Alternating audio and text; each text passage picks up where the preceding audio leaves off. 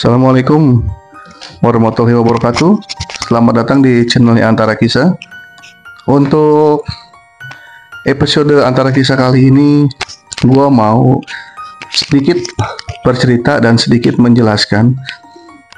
Jadi kemarin itu gue sempat kedatangan sosok yang jadi dia ini bukan setan ya, dia bukan setan, dia bukan jin, dia bukan makhluk halus, karena begini, karena gerak geriknya itu nggak kebaca gitu, gerak geriknya nggak kebaca, terus dia tuh bermainnya sangat halus. Ternyata setelah gue pelajari, setelah gue belajar, oh ternyata ini yang dinamakan dasim, ya. Tapi sebelum gue lanjut menjelaskan si dasim ini, jangan lupa di subscribe, like, share, serta videonya di Antara Kisah. Dimanapun atau kemanapun rekan-rekan kalian, silahkan di share sebanyak-banyaknya ke media-media sosial kalian terutama ya.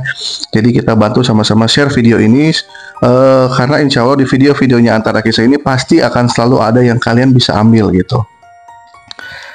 Nah oke, kita balik ke tema ya. Setelah gue telusuri dan setelah gue pelajari lagi secara mendalam, ternyata ini yang dinamakan dasim tuh ini gitu. Jadi dasim itu kan dia iblis ya, dia tuh iblis. Jadi dia tuh bukan sosok jelmaan khodam, dia bukan sosok pengawal seseorang, tapi dasim ini jenisnya lebih ke iblis ya. Jadi dia memang levelnya di atas rata-rata, gua akuin di atas rata-rata. Bahkan setan pun atau makhluk-makhluk yang ada di sekitar kita gitu, ketika dasim lewat ini itu minggir semuanya ya. Jadi minggir karena entah takut, entah jijik ya, entah apapun itu, gue juga nggak paham, yang jelas minggir semuanya. Nah dasim ini buat di zaman sekarang ini memang dia sangat gue akuin peranannya sangat berpengaruh kepada kehidupan terutama generasi milenial dan generasi Gen Z yang di bawah generasi milenial. Kenapa gue bisa bilang seperti itu? Oh sorry ya, kelewat. Dasim ini adalah iblis yang bertugasnya menghancurkan rumah tangga pada waktu itu. Tapi seiring berjalannya waktu dengan modernisasinya banyak media sosial, ini dasim ini bertambah tugasnya. Jadi dia tidak hanya mengelabui orang yang sudah menikah, tetapi orang yang masih pacaran pun dia bisa masuk. Orang yang bermain media sosial pun yang bergalau-galauan atau misalnya yang patah hati atau apapun itu, dia masuk. Lantas kalau untuk di luar yang berumah tangga, dia ngapain tugasnya? Nah kalau untuk yang masuk ke orang yang masih pacaran, dasim ini masuk untuk menggagalkan rencana pernikahan. Jadi dasim ini bisa membuat orang yang sudah merencanakan suatu pernikahan ini batal, gagal segagal-gagalnya. Terus dia bisa masuk ke dalam seseorang, laki-laki atau perempuan ya, yang sedang galau, entah baru putus cinta, entah apapun itu, dia bisa bikin gimana cara nih orang tidak menikah sampai kapanpun nanti. Jadi dia juga bisa masuk contoh, kalau kalian bermain media sosial, itu suka muncul kata-kata yang suka ada orang yang bikin kata-kata menikah itu menakutkan. Jangan menikah jika belum mapan. Jangan menikah dengan yang tidak sepadan. Jangan menikah dengan orang yang tidak sefrekuensi. Itu adalah kerjaannya dasim. Jadi gua tegaskan di sini, itu adalah termasuk salah satu kerjaannya dasim. Jadi buat kalian nih yang belum menikah atau kalian yang umurnya di bawah 30, generasi Gen Z ya, ini paling banyak diserang tuh generasi kalian. Kenapa gue bilang seperti itu? Karena generasi kalian ini lebih gampang terbawa suasananya. Mungkin kalau yang di atas 30 ini kan udah banyak kegiatan, udah banyak yang menikah juga, tapi tidak menutup kemungkinan pun yang sudah menikah ini lebih banyak diserang gitu. Contoh kayak gue ini sebagai manusia biasa ya, gue sebagai manusia biasa yang tadi gue bilang, si dasim ini dia sangat halus-halusnya, sehingga gue sendiri pun yang tahu ada keberadaan dasim, gue tidak nampak gitu. Jadi gue tahu ada dasim gitu. Gue ada dasim yang selalu menghantui orang yang sudah menikah atau orang yang masih pacaran akan menikah. Ini luput dari pandangan gue gitu ya. Jadi kenapa gue bisa berbicara seperti ini? Karena gue salah satu orang yang sempat lengah dengan keberadaannya dasim gitu. Makanya gue berbagi cerita di sini. Jadi Dasim ini untuk orang yang sudah menikah ini dia kerjanya sangat keras ya. Mungkin kalau di kantoran ini job desk utama dia adalah menghancurkan rumah tangga orang. Dengan cara apa? Dengan cara dihancurkan ekonominya. Pertama, dengan cara dihancurkan komunikasinya. Yang kedua, yang ketiga dihancurkan dengan kalau yang sudah punya anak mungkin bisa dilewat anak-anaknya. Gitu. Mungkin terlebih untuk orang yang sudah menikah tapi belum punya anak, itu Dasim pun bisa berperan penting di sana. Yang dimana nanti ujung-ujungnya adalah berpisah. Gitu. Jadi mungkin kalau zaman dulu Dasim ini tugasnya hanya untuk orang yang belum menikah, untuk orang yang sudah menikah saja dia ganggu ya. Tapi seiring berjalan waktu sudah ada media sosial, sudah ada modernisasi, digitalisasi zaman sekarang, ini dia masuk lewat jalur sana. Bahkan dia bisa masuk ke jalur pencipta lagu yang dimana pencipta lagu ini bikin lagu mellow semelo-melonya yang dimana si pendengar ini bisa hanyut ke dalamnya. Gitu ya, beda karena gini, kalau gue masuknya kan generasi milenial ya. Jadi kalau generasi milenial itu gue mendengarkan lagu yang di zaman gue dengan lagu yang di zaman yang sekarang itu jauh. Gue akuin lebih melo-melo, itu lebih mendayu-dayu lagu yang zaman sekarang. Mungkin kalau di zaman gue itu mungkin yang ngetren itu masih ada Ungu, ada Noah dan segala macamnya, itu lirik cinta tapi dia tidak begitu mendalam. Ya, memang liriknya cinta tapi dia tidak begitu mendalam sehingga tidak membuat orang larut terus di dalamnya gitu. Tapi beda dengan lagu-lagu zaman sekarang yang sangat mendayu-dayu, mendalam, yang dimana orang yang sudah galau bisa bertambah galau, orang yang sedang putus asa bisa tambah putus asa, orang yang putus cinta bisa jadi dia mempunyai keinginan tidak menikah, mau laki-laki mau perempuan. Itu salah satu kerjaan Dasim di era zaman sekarang. Jadi memang cukup mengerikan ya, cukup memprihatinkan. Lalu kalau ada pertanyaan terus bagaimana cara menghindarinya? Nah ini cara menghindarinya ini memang kita butuh tenaga ekstra. Bentar guys, minum dulu haus. Jadi kita butuh tenaga ekstra. Contoh untuk orang yang sudah menikah ini memang kita perlu tenaga ekstra, perlu kerjasama antara suami dan istri di luar ibadah ya kita masing-masing ya, di luar ibadah kita masing-masing, di luar doa kita masing-masing. Ini perlu adanya komunikasi yang baik lah. Ibaratnya kalau pemain bola ini antar pemainnya harus saling melengkapi dan berkomunikasi dengan baik sehingga bisa menciptakan gol gitu kan. Nah begitupun sama untuk yang sudah berumah tangga, kita harus bisa menciptakan itu agar apa? Agar si Dasim ini tidak terlalu sering mengejar kita gitu.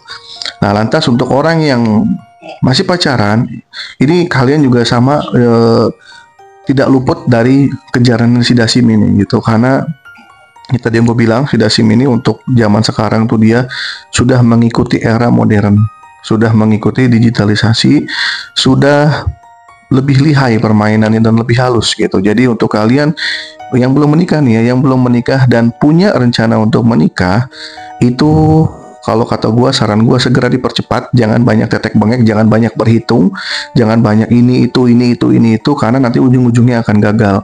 Jadi ketika sudah ada rencana baik yang ingin kalian lakukan, langsung hajar aja gitu. Jadi gak usah terlalu banyak berhitung, gak usah terlalu banyak mikir, karena nanti ujung-ujungnya adalah akan gagal dan biasanya bisa ribut nih dua keluarga, si laki-laki, pihak laki-laki dan perempuan ini, itu bisa dibikin ribut yang ujung-ujungnya nanti adalah gagal. Jadi kalau sudah oke antara perempuan dan laki-lakinya, sudah oke, kita punya itikat buat menikah, langsung jalan gitu, langsung digas aja, nggak usah kelamaan gitu, dan nggak usah banyak mikir juga gitu. Itu untuk yang sudah punya rencana ke sana. Untuk yang baru putus cinta nih, saran gua jangan terlalu banyak melihat media sosial yang ada kata-kata kalau bahasa gua ya, kata-kata membagongkan gitu ya. Jadi menyesatkan gitu, kata-kata menyesatkan. Jadi seolah-olah tuh kita yang sedang putus cinta, atau kita yang baru patah hati, atau kita yang lagi galau, dengan melihat kata-kata yang dibuat oleh orang yang nggak jelas siapa, nggak jelas asalnya, nggak jelas tujuannya. Ini kita larut kan, karena bisa ya begini, kita ngelihat, wah anjir nih kata-kata bener gua banget nih. Nah itu adalah salah satu tugas dari Dasim. Atau kalian sedang mendengarkan lagu musik ya, wah anjir nih lagu gua banget nih. Nah itu saran gua sih dihindari seperti itu. Jadi ya sewajarnya mendengarkan lagu lagu galau atau apapun itu, sewajarnya melihat kata-kata atau tulisan-tulisan yang ada di scroll-scroll media sosial kalian itu sewajarnya saja. Karena itu banyak motivasi-motivasi yang menjatuhkan kalau menurut gua. Jadi lebih berhati-hati. Nah, si Dasim ini, jadi gue juga baru tahu gini ya, gue juga baru tahu dan paham kemarin bahwa Dasim ini adalah brand. Jadi si Dasim ini adalah brand iblis yang dimana wujudnya ini adalah rupa-rupa warnanya. Ya, jadi si Dasim ini brand besar iblis yang job desk-nya adalah menghancurkan keharmonisan rumah tangga dan pokoknya untuk orang-orang yang pacaran sudah punya arah ke menikah atau yang tadi orang galau semakin galau, yang hancur semakin hancur. Nah, jenisnya berbeda-beda. Wujudnya tuh berbeda-beda. Jadi wujud Dasim ini tidak satu, tapi banyak dia. Contoh kalau misalnya kita beli motor, contoh ya, kita beli motor misalnya merek salah satu merek misalnya. Kita beli Yamaha atau Honda atau Kawasaki misalnya, itu kan banyak jenisnya. Ada Honda ini, ada Yamaha ini, ada Kawasaki ini, Kawasaki itu. Nah, begitupun Dasim. Dasim ini adalah brand utama iblisnya yang tugasnya yang seperti tadi gue sampaikan. Tapi wujudnya ini ada banyak. Ada yang seperti ini, ada yang menyerupai seperti ini, ada yang menyerupai seperti ini, tapi tugasnya sama gitu. Mungkin yang datang yang nggak sengaja gue lihat mungkin beda dengan orang di luar sana yang pernah melihat gitu. Karena tadi gue bilang karena Dasim ini adalah brand, wujudnya beda-beda. Nah mungkin kalau yang gue lihat kemarin ini kan nggak sengaja ya, bukan seolah-olah gue bisa melihat iblis, tidak, tapi nggak sengaja kelihat karena dia menertawakan gue kemarin gitu kan. Nggak sengaja kelihat. Nah yang kelihat itu adalah bentuknya tidak jelas. Jadi bentuknya ini dia seperti perempuan, tapi tidak seperti perempuan. Jadi di wajahnya itu ada banyak seperti belatung-belatung ya. Jadi seperti banyak belatung-belatung. Terus kemudian dia hampir mirip sama dengan leak. Dia tuh hampir mirip sama dengan leak, jalannya, kukunya hampir sama seperti dengan leak, mulutnya berdarah-darah seperti itu. Nah terus bau ya, dan cukup bau gitu. Apalagi buat ke istri gue yang bisa merasakan itu sampai muntah-muntah gitu. Nah di sini juga gue tegaskan bahwa bukan berarti gue sama istri gue itu bisa melihat iblis, tidak, tapi tidak sengaja. Mungkin saat itu nggak sengaja diperlihatkan sama Allah, oh ini loh Dasim itu seperti ini, dan memang dia dia menyampaikan dengan sombongnya, dengan ya namanya iblis ya, sifat sombong. Pokoknya yang buruk-buruk itu semua ada di iblis. Dan kemarin juga disampaikan ngomong ini itu apalah segala macam. Itu tadi pokoknya di sini gue mau menjelaskan kita jangan sampai lengah bahwa di luar sana ada iblis yang namanya Dasim dengan tugas yang tadi sudah gue sampaikan gitu. Jadi tidak main-main. Jadi Dasim ini tidak hanya menghancurkan orang yang sudah berumah tangga, tapi di luar sana yang belum berumah tangga atau masih pacaran pun tidak luput dari kejaran si Dasim ini. Bahkan orang yang jomblo pun ya itu sama, tidak luput dari kejaran Dasim. Nah kalau yang jomblo bagaimana nih? Apa yang digoda? Itu tadi, kalau yang jomblo digoda supaya mempunyai rasa putus asa. Gue udah disakitin terus nih. Contoh misalnya datang ke perempuan, nanti dia akan punya pola pikir seperti ini. Gue ngapain nikah, gue udah terlalu sering disakiti sama laki-laki itu semua sama aja gitu kan. Terus kayaknya gue mending hidup sendiri aja deh sampai tua. Gue bakal kejar karir gue bakal kejar dunia gitu kan, untuk masa tua gue nanti, yang nanti gue tidak akan menikah. Itu adalah salah satu pemikiran yang sudah dimasuki oleh Dasim. Kalau untuk laki-laki dia akan berpikir gini, kayaknya gue belum mapan nih, kayaknya gue belum dapat kerjaan nih, kayaknya gue belum punya uang untuk berani mengajak menikah orang, kayaknya tabungan gue kurang cukup nih, kayaknya gue harus punya uang sekian, kayaknya nanti di umur sekian gue baru mapan, gue harus punya rumah dulu, gue harus punya mobil dulu, gue harus punya motor dulu. gue harus punya tabungan dulu, itu adalah pemikiran-pemikiran yang sudah dirasuki oleh Dasim gitu. Jadi itu bukan pemikiran-pemikiran bukan pemikiran orang waras kalau menurut gue. Karena begini, karena tujuan menikah itu adalah untuk membuka pintu rezeki, bukan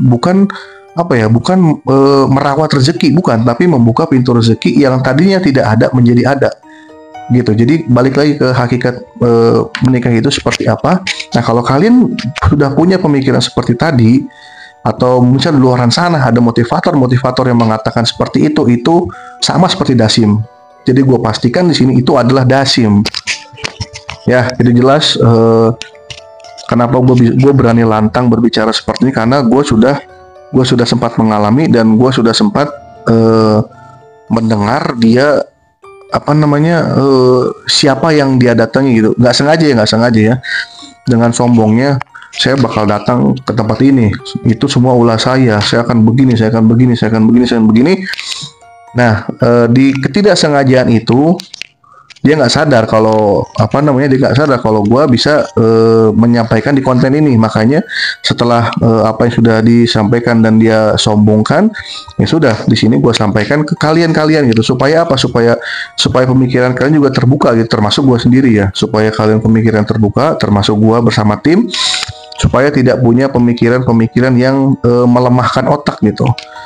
Jadi pokoknya intinya adalah kita harus berhati-hati, karena Dasim ini ada di mana-mana, wujudnya berbeda-beda, tapi dengan tugas yang sama gitu. Jadi hati-hati untuk kalian kalau bermedia sosial, ya sewajarnya saja, jangan terlalu banyak melihat tulisan-tulisan di luar nasihat-nasihat Islam ya gitu. Mungkin kalau nasihat-nasihat Islam tidak ada yang mengajarkan untuk tidak menikah, untuk menikah harus mapan dulu, itu nggak ada seperti itu.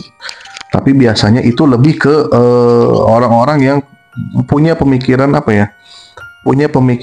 realistis, tapi dia tidak menyadari bahwa realistis itu adalah sebagian sifatnya setan gitu. Maksudnya gini, jadi tidak terlalu, kalau untuk yang ke arah pernikahan itu tidak perlu terlalu matang-matang banget gitu, karena kalian akan menyempurnakan separuh agama kalian gitu. Jadi otomatis rezeki insya Allah ngikut. Nah, terus kalau misalnya ada yang bilangin lah, terus gue gimana dong, gue udah menikah, kenyataannya gue malah tambah susah nih. Itu adalah salah satu ujian yang Allah kasih, yang dimana lu kan nggak tahu, hari ini lu diuji dengan ekonomi jatuh, siapa tahu 3 tahun ke depan lu jadi miliarder, nggak ada yang tahu ya. Karena kan ibaratnya gini, sesuatu yang akan Allah berikan kepada kita itu tidak dengan cuma-cuma, pasti ada ujiannya dulu kan.